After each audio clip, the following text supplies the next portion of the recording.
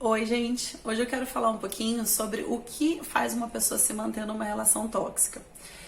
Muitas vezes é o medo de ser rejeitada. A pessoa entende que se ela sair da relação, não deu certo. Né? Se ela falar não, se ela falar que ela não quer, ela foi rejeitada, ela não foi boa o suficiente para o outro, mesmo que seja ela que termina a relação.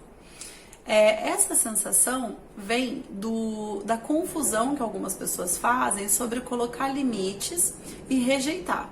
Né? Então, se alguém coloca limites para mim, significa que alguém está me rejeitando, está rejeitando o meu jeito, ou as minhas escolhas, ou os meus valores.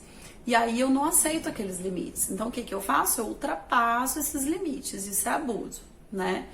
E aí, quando eu também não tenho coragem de deixar muito claro, né, para a pessoa aquilo que realmente é importante para mim dentro de uma relação. Por quê? Porque se eu chegar para ela e falar eu quero casar, ela vai se assustar, né? Isso é crença limitante, porque se a outra pessoa também quiser casar, aí que ela vai ficar mesmo, né? Então, é só um exemplo, assim, do que as pessoas têm muito medo de falar. E aí, por isso, pelo medo de falar, fica nessa coisa da toxicidade, de um com uma expectativa, o outro com a outra, passando muito tempo achando que vai mudar, vai melhorar o outro, simplesmente porque não curou aquelas questões ligadas à rejeição lá do passado. Essa sensação, ela pode ser inconsciente, pode vir, por exemplo, da gestação. Né? Se a sua mãe descobriu que estava grávida e não aceitou muito bem a ideia, ou ela ficou muito assustada, ou seu pai, de repente, né, não sabia o que fazer e rejeitou, né, essa ideia. O que acontece? Nesse momento, isso já passou geneticamente para você. Então, essa sensação de rejeição, ela acaba atraindo outras situações também que você se sente rejeitado. E aí, essas situações podem ser: você chega na escola e não faz parte da turminha que você queria fazer, você não dança quadrilha com o menino que você queria dançar, na adolescência você não consegue se entrosar ou se sentir pertencente aos grupos, ou você pode não namorar a pessoa que você queria, né, e só namorar as pessoas que queriam namorar você, mas você nunca escolhe. Por quê? Porque naquele momento da gestação você já se sentiu rejeitado. E isso são exemplos, assim, que a gente passa, né, achando que foi um negócio leve, não foi. Quando a gente para olhar isso dentro da terapia, a gente vê, assim, as pessoas entrando em catarses muito profundas. Por quê? Porque elas estão se mantendo agarradas naquela relação que já deu o que tinha que dar. Porque elas não querem ser rejeitadas, elas têm uma tolerância à rejeição muito pequena. Então, o que elas fazem? Para não também rejeitar o outro, falar, não, eu não te quero porque você, sei lá, trai. E para mim, fidelidade é uma coisa muito importante, então eu vou colocar esse limite aqui para você. E aí, ela não quer rejeitar a outra pessoa, ela fica tentando engolir sapo, né, fazendo de conta que não sabe, aquelas coisas que a gente sabe que antigamente era muito comum, mas que hoje em dia, graças a Deus, já era.